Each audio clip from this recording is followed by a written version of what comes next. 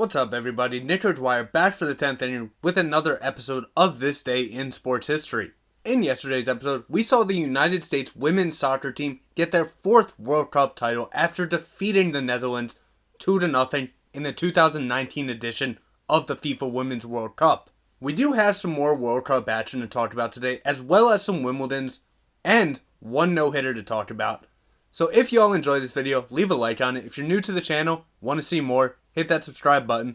Let's get to it. This Day in Sports History.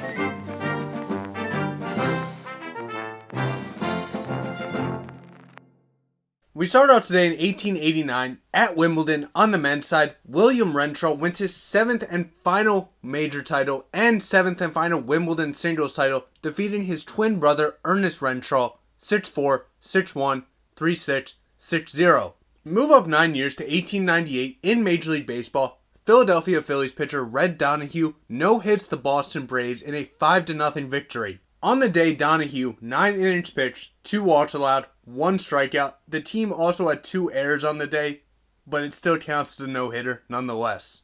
Move up to Wimbledon now on both the men's and women's side in 1905. We start with the women's. Mae Sutton becomes the first American player to win the singles title at Wimbledon, defeating Dorothea Chambers 6-3, 6-4 in straight sets to win her second of 3 single major titles. On the men's side, Lawrence Doherty wins his 4th consecutive Wimbledon singles title, defeating Norman Brooks 8-6, 6-2, 6-4 in straight sets to win his 4th of 6 single major titles. 6 years later in 1911 at Wimbledon on the men's side, Anthony Wilding would win his 2nd of 4 consecutive Wimbledon singles titles, defeating Herbert Roper Barrett 6-4, 4-6, 2-6, 6-2, and then Barrett retired, giving Wilding the victory and his 4th of 6 single major titles.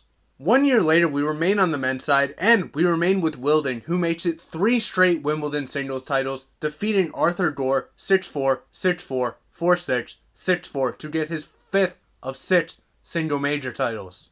A decade later in 1922, remain at Wimbledon, move to the women's side. Suzanne Lenglen wins her 4th consecutive Wimbledon singles title, defeating Mola Mallory 6-2, 6-0 to get her 4th of 5 straight Wimbledon singles titles and her 4th of 8 single major titles.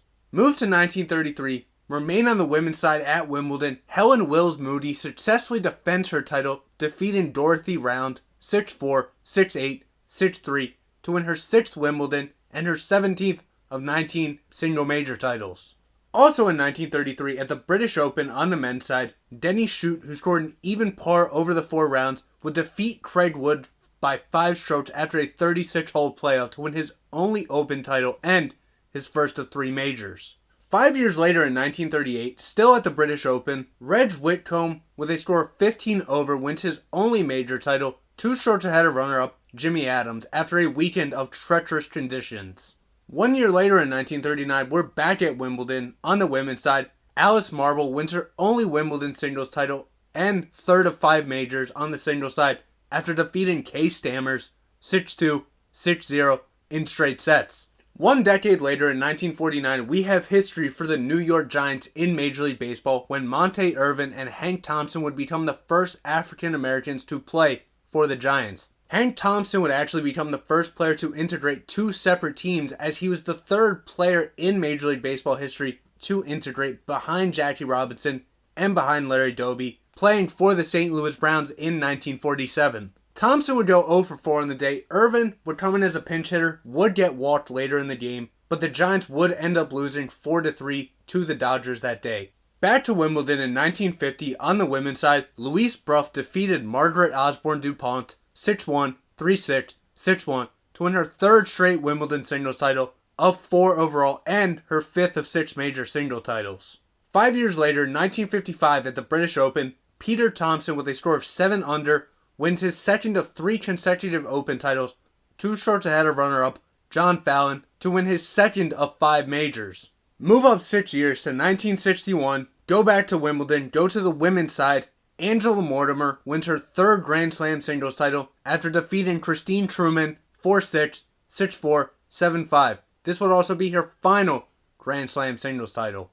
2 years later, we remain at Wimbledon in 1963. Margaret Court wins her first of 3 Wimbledon titles after defeating Billie Jean Moffitt, or Billie Jean King, 6-3, 6-4 in straight sets to win her 7th of 24 Grand Slam singles titles. 4 years later in 1967, remain on the women's side, and Billie Jean King would defeat Ann Jones 6-3, 6-4 to win her 2nd of 3 straight Wimbledon singles titles and her 2nd of 12 major single titles.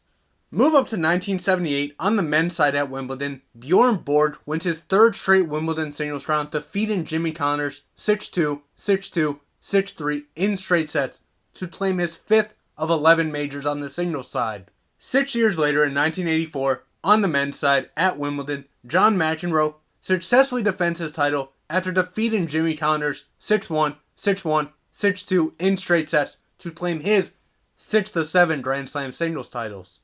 6 years later at the 1990 Wimbledon on the men's side, Stefan Edberg defeated Boris Becker 6-2, 6-2, 3-6, 3-6, 6-4 in 5 sets to win his 2nd Wimbledon singles crown and his 4th of 6 single major titles. Also in 1990 at the FIFA World Cup final, which pitted West Germany against Argentina, West Germany would end up getting the 1-0 victory over Argentina after an 85th minute penalty goal by Andreas Brehme to give West Germany the 1-0 lead, a lead they would not look back on, get the victory, and their 3rd World Cup title. But we bounce it right back to Wimbledon in 1995.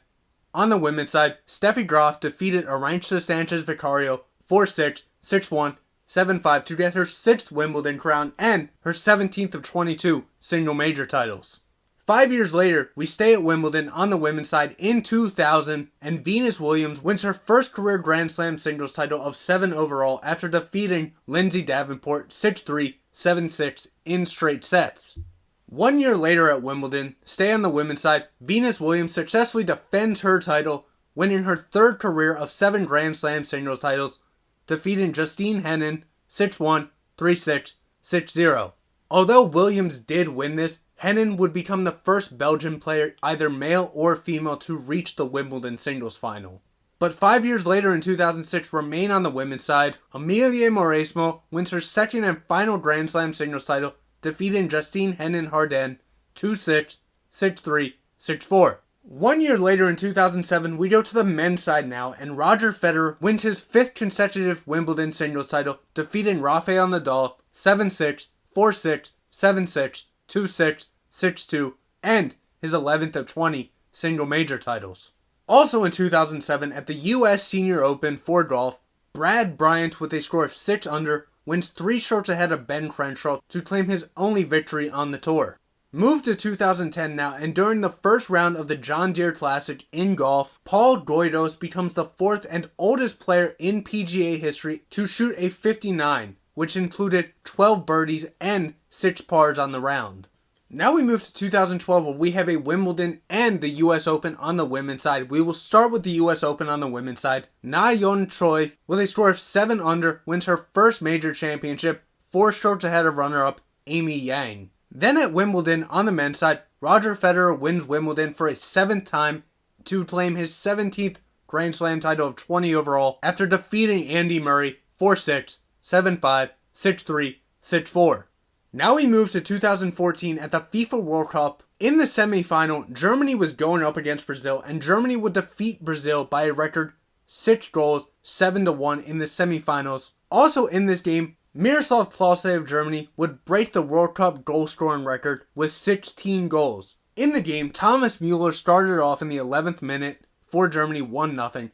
Miroslav Klose added a goal in the 23rd minute for his 16th goal all-time in the World Cup. Toni Kroos would then score 2 goals in the 24th and 26th minute, and then Sami Khedira would score in the 29th minute, so at halftime, Germany was already up 5-0. They would only add to this in the second half when Andre Sterle would score in the 69th and the 79th minute, giving them a 7-0 lead. Brazil, not wanting to get shut out, would end up scoring after an Oscar goal in the 90th minute, but too little too late. They would lose 7-1. Now we go to 2017 in rugby. The British Lions would tie 15-15 with the New Zealand All Blacks in their 3rd rugby match to tie the series with 1 victory apiece and 1 draw. Finally, in 2018, South Korean golfer Se-Yeon Ki breaks the LPGA 72-hole scoring record after a 31 under par, 257 aggregate score performance, winning the Thornberry Creek Classic. So there you have it. That's what happened on this day in sports history. If I mispronounced any names, I do apologize. But I will see everybody tomorrow. I hope everybody out there is having a great day. And remember, you are strong enough to get through whatever you're going through. And there are people out there willing to help. But remember, you are strong enough. For Nico Dwyer and the 10th inning, see ya.